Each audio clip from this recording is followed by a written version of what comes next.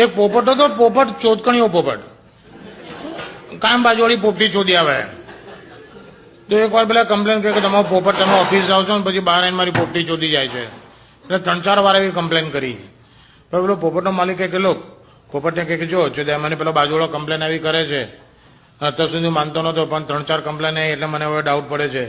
કે ના સાહેબ તો જોતું બનાવ તમને, હું કઈ એવું નથી કરતો, હું તો બહાર જ નહીં નીકળતો. તો કે ના અત્યાર સુધી કર્યું તો ફર્ગેટ ઇટ, પણ હવે જો ત્યાં કર્યું અને જો એમાં પકડી ગયો મારા હાથે 2-14 રેડ હેન્ડેડ તો તારા માથા પર બધા વાળ કાઢીને ટકલું કહીને ગાલ દઈશ. તો કહો કે એઝ યુ પ્લીઝ.